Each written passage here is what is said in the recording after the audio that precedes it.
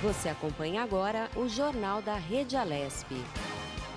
Tudo sobre o Legislativo do Estado de São Paulo.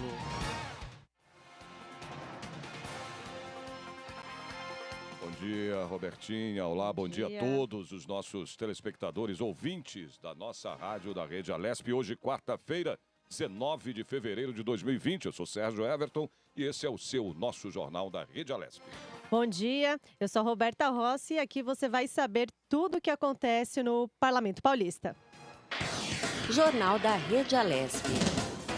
Vamos às nossas manchetes. Deputados aprovam em primeiro turno a PEC da reforma da Previdência do Estado de São Paulo. Reunião aqui no Parlamento Paulista quer incentivar moradores das periferias da cidade a terem maior participação na política do Estado. Jornal da Rede Alesp. Vamos às notícias. Aprovada em primeiro turno a reforma da Previdência do Estado de São Paulo. A reforma da Previdência estava travada desde dezembro do ano passado devido a duas liminares que foram derrubadas nesta terça-feira pelo presidente do Supremo Tribunal Federal, ministro Dias Toffoli. O presidente do Parlamento Paulista, deputado Cauê Macris, abriu a sessão. Em votação, o primeiro turno, proposta de emenda número 18 de 2019. Votação da proposta da emenda constitucional número 18 de 2019. Em votação. Como eu ia dizendo agora, né, a PEC, que é uma proposta de emenda constitucional número 18, né, de 2019, a PEC 18 de 2019, de autoria do governador João Dória, que modifica o regime de previdência social dos servidores públicos do Estado de São Paulo, prevê que a idade mínima para a aposentadoria dos servidores estaduais passe aí dos atuais 55 anos para 62, no caso, né, das mulheres, e de 60 para 65 anos de idade para os homens, né? A base do governo conseguiu os exatos 57 votos necessários para a aprovação. O deputado Carlão Pignatari, que é o líder do governo, falou sobre ela, sobre a aprovação. Eu penso que hoje São Paulo deu mais um passo ao avanço que esse grande estado tem. Um passo que nós estamos tentando, mesmo que não com o que precisaria ser feito, mas sim para minimizar o problema da Previdência paulista. São Paulo hoje, nos próximos 30 anos, nós vamos ter um déficit de quase 800, nos próximos 50 anos, quase 800 bilhões de reais, se a gente não tomar 800 milhões de reais, se nós não tiver 1 bilhão a mais por ano nos próximos 50 anos. Nós não podemos mais ter esse tipo de benefício. 31 parlamentares, incluindo a bancada do Partido dos Trabalhadores, votaram contra a reforma. E o governo fala que tem um déficit de 34 bilhões na Previdência. Então, vamos lá. Tem 34 bilhões, então vamos tirar os 17 bilhões e meio de concessão que foi feito na LDO, foi aprovado no orçamento para o setor empresarial durante esse ano aqui, durante o orçamento de 2020. Se eu voltar para 2019, foi feita uma concessão de 20 bilhões e meio para o setor empresarial, né, em renúncia fiscal. Só já dá 38 bilhões de reais. Só já cobriria o déficit da Previdência. Então, na verdade, é um governo que gosta de dar dinheiro para os empresários e vai tirar o couro do funcionalismo público. A bancada do PT e outras bancadas têm uma preocupação muito grande, principalmente com a retirada de direitos. E vamos tentar ver se é possível melhorar ou diminuir a redução de direitos ou minimizar os danos que os trabalhadores podem ter com essa reforma. A gente não pode ter aqui em São Paulo uma PEC mais prejudicial ao servidor do que aconteceu no plano federal. Por isso a gente está pedindo, ao menos, que se estabeleça as mesmas regras que aconteceram no plano federal, tanto para servidores públicos, em especial a Polícia Civil, que teriam vários prejuízos. Bom, para a deputada Isa Pena, do PSOL, a proposta é inconstitucional. Basicamente, você tirar do Estado o dever de pagar a aposentadoria nos termos da integralidade daquilo que a Constituição de 88 previu. Agora, quem vai cumprir esse dever do Estado? Vai ser a iniciativa privada. Então, tirar um dever que era do Estado para passar para a iniciativa privada. Qual que é o problema disso? O problema é que você submete aquilo que é um direito e que eu acredito e defendo, que é inerente a todo ser humano, e coloca sob as regras da iniciativa privada. E a gente sabe quais são as regras da iniciativa privada. É o mínimo que você deve gastar para o máximo que você pode lucrar. Essa é a regra da iniciativa privada. Para a deputada professora Bebel, do PT, outro ponto sensível da reforma é o aumento da alíquota de contribuição previdenciária de todos os funcionários públicos estaduais de 11% para 14%. Como é possível, no caso, os professores, servidores públicos do Estado de São Paulo ganhar abaixo do piso salarial profissional nacional e, para além dos 11%, ter 14% de desconto, né, no salário, por exemplo? É muito pesado. Então, não vamos aceitar, nós vamos enfrentar essa reforma da Previdência. Esta casa já fez uma reforma da Previdência em 2007, né? Esse Estado está economizando. Aprovar a lei complementar 899 dos precatórios, tirando direito de servidores. E mais este ainda, que é a reforma da Previdência. Olha, eu acho que não tem mais o que fazer. Eles estão querendo acabar com o serviço público e privatizar o Estado. No caso, o Estado de São Paulo e o Estado brasileiro. Bom, para o deputado Emílio de Souza, do PT, autor de um dos pedidos de liminar, né, para barrar a tramitação da reforma, há a falta de diálogo em relação às regras de transição. Faltou diálogo mesmo com a categoria, sobre regras de transição, né, sobre direito adquirido. Tudo isso provocou uma instabilidade e uma insegurança na categoria dos servidores públicos. E eu acho que o papel da Assembleia era mediar isso, interpretar essa vontade, tentar encontrar saídas melhores. Infelizmente, o governo optou por um caminho de pouco diálogo, de não querer conversar sobre esse assunto e atropelar. A proposta de reforma da Previdência no Estado cria regras mais rígidas para o pagamento da pensão por morte. Prevê que servidores que tenham ingressado no serviço público até 31 de dezembro de 2003 devem receber aposentadoria integral, complementando a idade mínima de 62 anos para mulheres e 65 para os homens. A gente sabe que nós vamos ter que discutir muito, que tem alguns pontos ainda que estão sendo acertados, né? E sabemos ainda que a redação final está sendo construída ainda por parte do governo. O que está acontecendo é que os estados brasileiros estão dizendo que a Previdência é um problema e estão aplicando o mesmo remédio para todos os doentes. Veja bem, você sairia receitando antibiótico para todos os tipos de doença?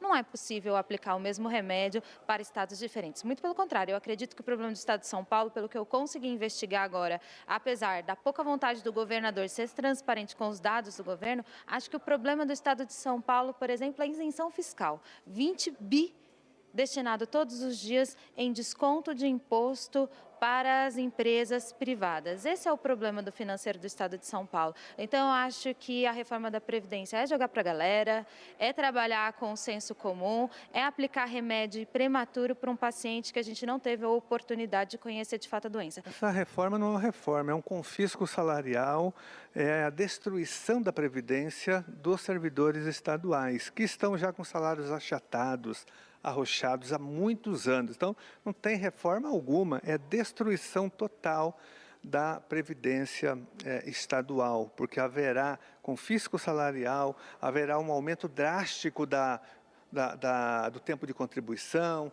da idade mínima. Por exemplo, uma professora que hoje se aposenta com 50 anos e 25 de contribuição, ela vai se aposentar só com 7 anos a mais. Ela vai ficar 7 anos a mais numa sala de aula superlotada, escolas com violência. Então não dá. É um absurdo, é uma proposta criminosa essa proposta do Dória de reforma da Previdência. Bom, os demais servidores receberão de aposentadoria 60% da média aritmética das remunerações do período contributivo e os valores serão aí limitados, né, ao teto do regime geral de previdência social, atualmente em R$ 6.101. O resultado foi muito bom, eu estou bastante contente. Não é uma relatoria fácil, talvez um dos projetos mais importantes que a Alesp lidou. Eu escutei todo mundo, fui super democrático, fui técnico. Alguns deputados usam de recursos, né, ou retóricas, argumentos, dizendo que quem fez a relatoria recebeu o relatório pronto. Isso não pode ser mais em verdade. No meu caso, foram 10 dias que eu tive para escrever, eu me debrucei, eu li todas as 41 emendas, eu li o meu relatório de quase 2 horas, eu lendo pessoalmente na CCJ. Então, esse tipo de ataque ou acusação não tem nenhum sentido no meu caso, que foi o relator da PEC na CCJ. Fiz um trabalho que eu acho que foi muito bom para o Estado de São Paulo. Existem aqueles que divergem, faz parte da democracia, mas a gente precisava avançar com isso. Todos os estados estão avançando. Acho que hoje o Estado de São Paulo ganha muito com o resultado. Muito bem, vamos voltar a falar das chuvas, né, em São Paulo. Uma semana depois que atingiu aqui a Grande São Paulo, algumas cidades da região metropolitana ainda sofrem, né, claro, os efeitos desse temporal. Carapicuíba, Sérgio, ainda tem áreas com risco de deslizamento de terra. Em Taboão da Serra, 500 pessoas ficaram desalojadas e pelo menos 10 casas foram interditadas. Os 2 municípios ainda estão em estado de emergência. As chuvas da semana passada, né, teve aí maior volume de água registrado no intervalo de 24 horas para o mês de fevereiro em 37 anos. Informou aí o Instituto Nacional de Meteorologia, o INMET. Né? E olha, Sérgio, ontem lá na região do ABC, teve uma pancada de chuva lá que, olha, deixou algumas áreas ali bem prejudicadas. Olha essa imagem, o prédio desmoronando, né? É impressionante, a gente viu há pouco também, nas imagens atrás aqui passadas, o deslizamento, né, de terras. É impressionante a chuva e, olha, não tem previsão assim ainda de parar, quer dizer, vai continuar chovendo, a gente está com um dia hoje de sol, mas a previsão já hoje à para o tarde, carnaval, né, e hoje principalmente. Também, hoje tem previsão de pancadas exatamente, de chuvas aí. Já tem, a previsão é de água, muita chuva aí a partir já de amanhã, inclusive. Né? Jornal da Rede Alesp. Pois é, falando aí de chuvas, né, de carnaval que a gente falou agora, né, vamos ainda com esse tema da Operação Carnaval mais segura aí de 2020, uma estrutura especial com o número de 15 mil policiais civis e militares vão atuar diariamente em todo o estado de São Paulo, né, essa questão aí da segurança, né. Durante toda a festividade, o Centro Estadual de Gerenciamento do Carnaval, instalado no Centro de Operações Integradas, o COI da capital, irá monitorar as atividades carnavalescas nesse período. Para falar mais sobre a Operação Carnaval mais segura de 2020, vamos conversar agora por telefone com o ex-deputado Coronel Camilo, que é o atual secretário executivo da Polícia Militar de São Paulo. Bom dia, Coronel Camilo, seja bem-vindo ao Jornal da Rede Alesp. Coronel, neste ano a Polícia Civil e Militar vão fazer uma super operação de segurança aí para o Carnaval? Vamos fazer sim, viu? Bom dia, Roberta. Bom dia, Sérgio. Bom dia a todos que estamos ouvindo. Bom dia. Nós preparamos aí um grande reforço, né, no estado de São Paulo inteiro, não só para o Carnaval, para o desfile especificamente, mas para todos os blocos de rua que virou uma febre aqui, né, em São Paulo. Devemos ter ainda os maiores carnavais aí do Brasil, mais de 15 milhões de pessoas nesses 10 dias, né, contando aí o pré-carnaval, que já foi uma parte, também o carnaval e o pós-carnaval. Nós já acreditamos aí que vai ter um espaço muito grande para quem quiser se divertir. E com isso também temos, infelizmente, um pouquinho dos problemas de segurança. Então é preciso aí que todo mundo atente um pouquinho, até para ajudar a própria polícia, né? Para que as coisas sejam cada vez mais aí melhores, né, para todo mundo e possamos todos aproveitar aí com muita alegria aí esse carnaval. Coronel, não sei se o senhor chegou a ver imagens aí de um incidente, né, ali na Berrini, onde é uma concentração muito grande de pessoas, né, nesse carnaval, nesse pré-carnaval, que o pré-carnaval são esses blocos, né? Exatamente até, né, Coronel, se o senhor puder confirmar isso é para testar, né, essa semana toda do carnaval, esse chamado pré-carnaval dos blocos, enfim. E houve um incidente, né, de um tiroteio, né? Chegou a acertar um folião lá, uma pessoa que estava participando. Né? Como é que o senhor vê isso? Sérgio, até que fique bem claro para todos, né? A segurança, nós estamos fazendo aí o possível sempre, né, para manter o carnaval seguro. Agora, em alguns casos, ele é inevitável, né? Nesse caso, sem dúvida, não foi dentro especificamente do bloco, foi numa travessa da Luiz Carlos Berrini. Um policial civil estava estacionando seu carro, foi abordado por várias pessoas. Inclusive, ele estava paisando, armadas, né? inclusive, e foram praticar um roubo contra ele. Ele acabou reagindo e acabou baleando algumas pessoas, indivíduos estão presos, mas é um fato muito isolado para o número de pessoas que nós temos na rua, né? Então, a ideia é que todo mundo tome cuidado, mas, infelizmente, um ou outro caso pode acontecer, né? Então, a minha orientação para todos é, quando tiver algum problema, procure um policial, né? Procure sair dessa situação mais crítica que possa encontrar, mas de uma maneira geral. Tem sido um momento de muita festa, de muita diversão.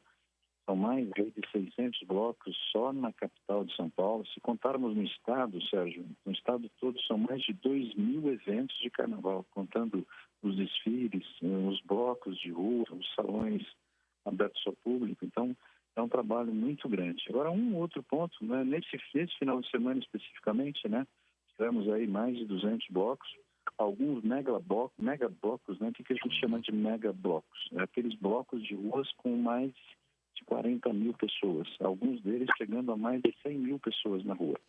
Tem toda uma estrutura, muitos policiais, inclusive em todos esses blocos tem uma separação, que é um corredor de serviço para atender a população.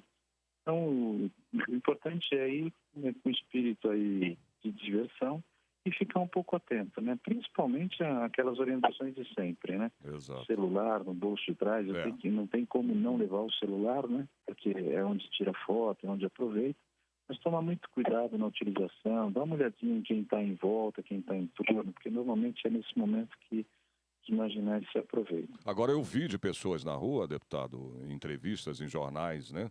De que estão satisfeitos, né? Até com a segurança, acharam, né, que a segurança está até bem melhor do que no ano passado. Agora, eu queria falar de tecnologia, né?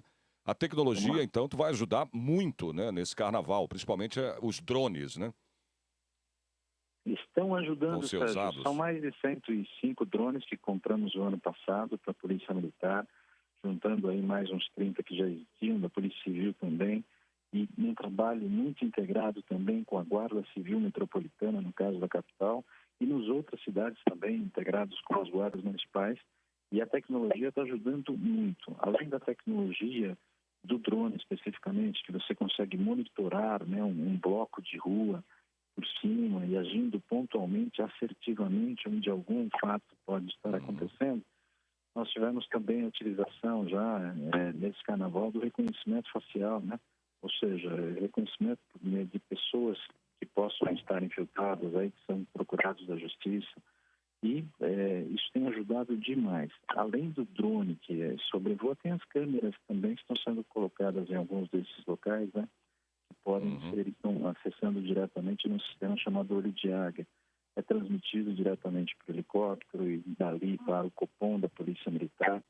Aliás, nessa operação, só para saber, para todos os ouvintes, fica montado um gabinete de gestão, né, para toda essa, uma espécie de sala de situação, onde ficam, né, no comando da PM, inclusive nesse final de semana, né, tanto sábado como domingo, o próprio comandante-geral acompanhou de perto o carnaval, com o coronel Salles, com o coronel Ramos, que é o comandante da capital, o coronel Viana, que é o coordenador. O próprio secretário de Segurança Pública esteve também no centro acompanhando os blocos de rua, o que estava acontecendo na cidade toda. E o grande resultado que nós temos é muitas pessoas, né? Nesse final de semana foram aproximadamente 2,5 milhões de pessoas, né, na cidade de São Paulo, nas ruas da cidade, e tivemos muito pouco problema. Só tivemos esse caso envolvendo um caso mais grave, com disparos de arma de fogo lá na Berlim. O restante, infelizmente, aquelas coisas mais comuns de aglomeração, né? Furto de celular e, às vezes, furto de documento. Então, de maneira geral, o carnaval foi tranquilo no estado inteiro. Agora, Coronel, eu estou à força do hábito, né? Eu estou te chamando aqui de deputado, né? Mas é a força do hábito. O senhor que hoje é secretário, né, executivo da Polícia Militar de São Paulo. Esse efetivo, Coronel, de 15 mil policiais civis e militares no estado de São Paulo é suficiente? É suficiente para esse carnaval. Na realidade, nós entregamos, além disso aí, 15 mil, nós estamos falando no carnaval, né? Você tem ainda o policiamento normal, né? Você tem o policiamento normal de rádio patrulha, de força tática, né? Os BAEPs, tudo. Mas para o carnaval, nós fazemos aí algumas escalas extras e utilizamos também um pagamento do policial que quer, né, por adesão, trabalhar na folga, que é a chamada DGEM, diária de jornada, né, especial para o trabalho policial, né, em que ele trabalha na sua folga também ajudando a polícia e recebe por isso. Então, esse efetivo é só para o carnaval.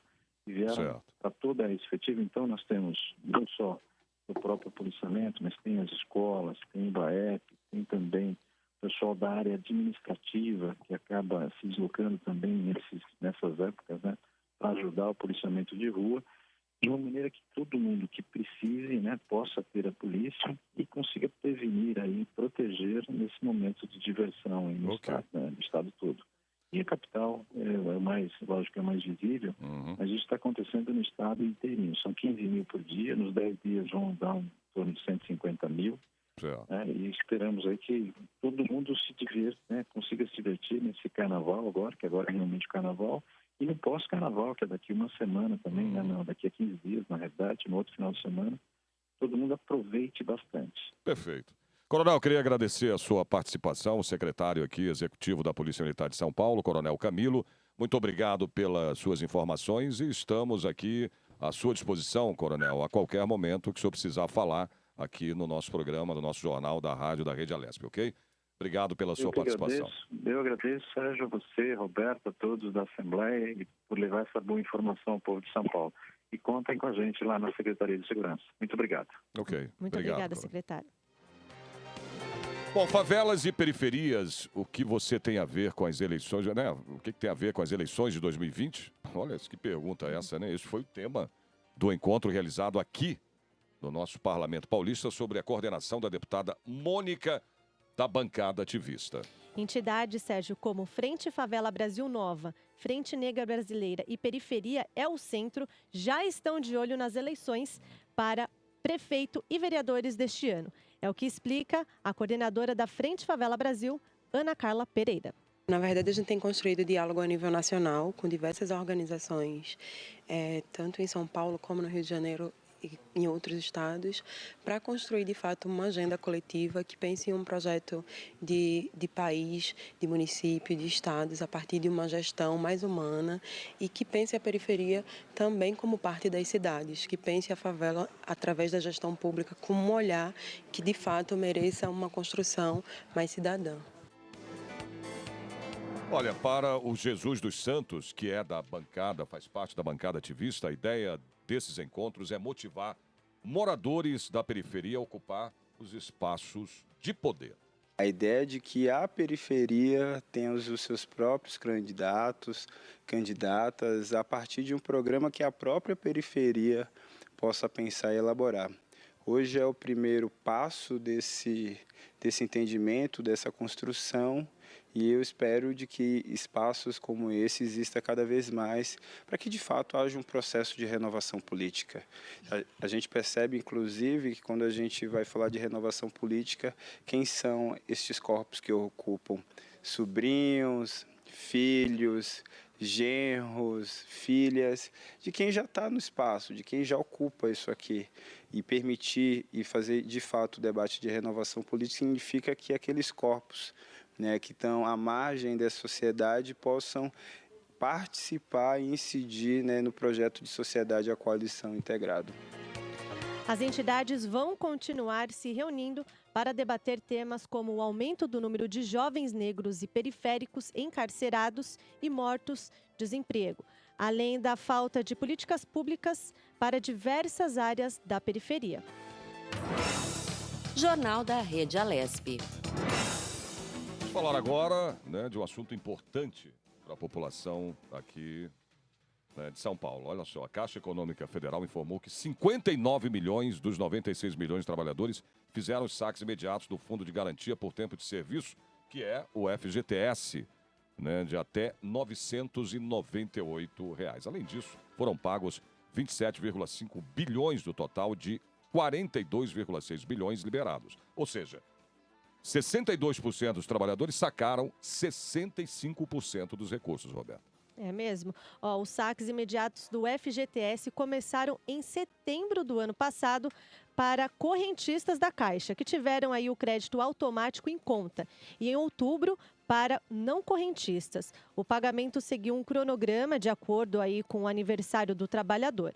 Agora, com o fim desse calendário, quem ainda não sacou o dinheiro, independente do mês em que nasceu, tem até o dia 31 de março para fazer a retirada, Sérgio. Pois é, depois de lançar um calendário de saques de até R$ 500 por conta vinculada, né, do FGTS, o governo decidiu liberar a retirada da totalidade das contas que em 24 de julho deste ano possuíam aí um saldo de até R$ 998, quase R$ 1.000, né? Esse dinheiro complementar está liberado desde 20 de dezembro do ano passado, inclusive para quem já havia sacado até mesmo aí os R$ 500 de cada conta vinculada ao Fundo de Garantia, né? O prazo limite de 31 de março vale tanto para o saque de até R$ 500 quanto para o valor extra de até R$ 998, no caso dos trabalhadores que sacaram ou não os primeiros R$ 500, né, da primeira vez. Jornal da Rede Alesp. E a Secretaria de Estado da Saúde de São Paulo informou que monitora um total de 4 casos suspeitos do coronavírus aqui no estado. 2 casos suspeitos foram identificados ontem na capital paulista e outros 2 já eram investigados, conforme o último balanço da pasta. Bom, os 4 pacientes estão em isolamento domiciliar e seus familiares estão orientados aí com relação às medidas necessárias, né, para se prevenirem, como o uso de máscaras, higienização das mãos e o não compartilhamento de objetos de uso pessoal. O plano global contra o coronavírus vai durar por volta de 3 meses e vai custar em cerca aí de 675 milhões de dólares, afirma a OMS, que é a Organização Mundial de Saúde. Bom, o novo coronavírus aí foi denominado oficialmente nesta semana pela Organização Mundial da Saúde como o Covid-19, ou seja, a sigla em inglês para Coronavírus Disease 2019, né? Ou Disease, né? Traduzindo aí, é uma doença por coronavírus, né, 2019. E até o momento, Sérgio, não há caso confirmado de coronavírus em São Paulo nem no Brasil. Jornal da Rede Alesp. Bom, durante um evento realizado nesta semana no Comando Geral da Polícia Militar do Estado de São Paulo, que fica na região central aqui da capital paulista, o deputado estadual Tenente Nascimento, do PSL, né, falou sobre o objetivo de destinar R$ 800 mil em emendas parlamentares para o Hospital Cruz Azul. Alguns equipamentos importantes para o centro cirúrgico, para que fizéssemos exames mais aprimorados, exames mais difíceis. Então, nós encaminhamos isso logo, foi uma das primeiras emendas no nosso mandato que nós encaminhamos e tivemos sucesso, foi aprovada e também já estão comprando e adquirindo esse equipamento. A família policial militar, do qual eu faço parte, e minha família realmente agradece, então eu pude realmente contribuir um pouco daquilo que nós temos que fazer para a nossa instituição, para o nosso querido Cruz Azul. O Major Ricardo Moreira, um dos policiais militares homenageados no evento, lembrou de uma ocorrência que o levou ao hospital. Foi uma ocorrência que ocorreu 17 de outubro de 2019, foi um roubo ao aeroporto de Viracopos, né? Foi praticado por vários indivíduos fortemente armados, com fuzis, metralhadora, .50. Eu estava numa reunião quando fui informado que um sargento, além das várias trocas de tiro que houveram, um sargento estava como um refém. Um sargento de serviço foi tomado de refém naquele dia lá. E ele tinha sido colocado dentro de um caminhão de lixo. E eu fui para lá para apoiar na ocorrência e eu acabei, juntamente com os policiais que eu estava, deparando com esse caminhão de lixo. né, e ocupado por cerca de 9 ou 10 indivíduos, também com armados de fuzis, .50, e o sargento a gente tinha conhecimento que ele estava de refém ali. Então houve uma intensa troca de tiro, foi nesse momento que eu acabei sendo alvejado, né? Eu fui alvejado na perna por um tiro de fuzil, consegui me abrigar, o apoio dos policiais, o sargento Tarso, que hoje também recebeu aqui a homenagem, o cabo Rodrigues, e lá eles fizeram um torniquete, porque eu estava perdendo muito sangue, né? A troca de tiro com esses marginais, ela perdurou por uns 4 minutos e meio, né? É verdadeiramente uma ação de guerra. Isso é comprovado que uma troca de tiro ela dura 10, 15, 20 segundos no máximo. E essa demorou mais de 4 minutos. E eu acabei sendo socorrido, o sargento foi resgatado, armamentos foram apreendidos, um malote de dinheiro foi recuperado, indivíduos foram presos. Então foi uma ação que acabou dando certo, né? Teve a minha lesão, teve outros agentes de segurança que trabalham no aeroporto que foram alvejados também, né? Então assim, mas no resultado final, a Polícia Militar acabou ganhando, né, na situação. Sim, você foi socorrido no hospital? Fui socorrido no hospital, fui socorrido primeiramente para o hospital lá da região, Hospital Ouro Verde, fui muito bem atendido lá pelos médicos e depois eu fui transferido para o Hospital da Polícia Militar.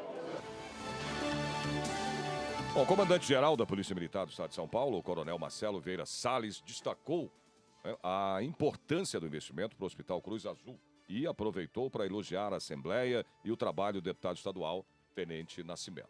Nós estamos muito agradecidos com a Assembleia Legislativa do Estado de São Paulo, quando aprovou o projeto em que o deputado Tenente Nascimento foi o relator, com o apoio dos deputados, saiu do jeito que nós queríamos, que a instituição queria, foi um sucesso. Os nossos policiais agora podem voltar para Cruz Azul, aqueles que saíram. Então, essa alteração da Lei 452 foi espetacular, não só para os policiais da ativa, mas para os da reserva, para as pensionistas. Então foi um avanço gigantesco, um legado que o Tenente Nascimento, que foi o relator, os deputados que apoiaram o projeto e a nossa Assembleia Legislativa. A nossa Assembleia Legislativa de São Paulo deu um presente para a Polícia Militar, pois a gente pode trabalhar de maneira tranquila, porque sabemos que a família policial militar está sendo muito bem cuidada pelo Hospital Cruz Azul. A possibilidade da coparticipação,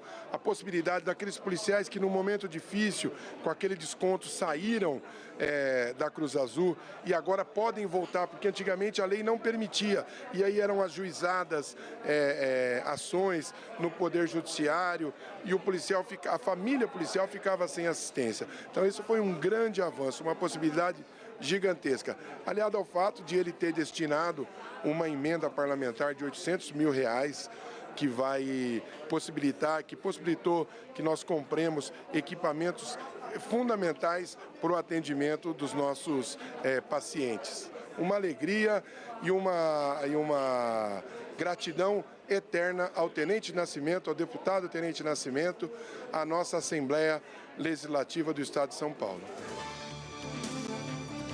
Muito bem, Robertinha, chegamos ao final do nosso jornal da Rede Alesp.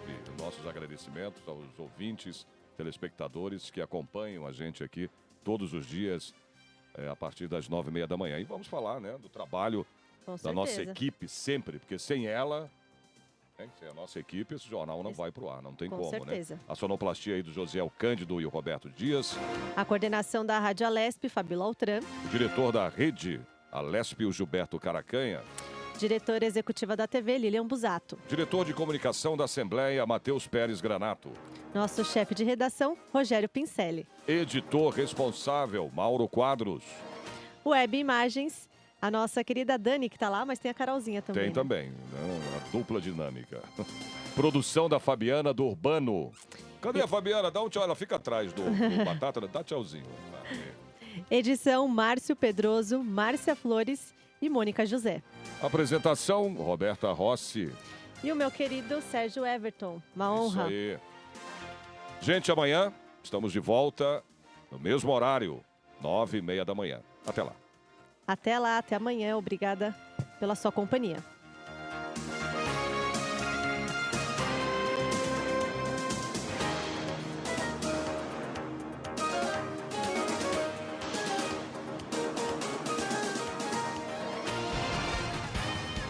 Você acompanhou o Jornal da Rede Alesp. Tudo sobre o Legislativo do Estado de São Paulo.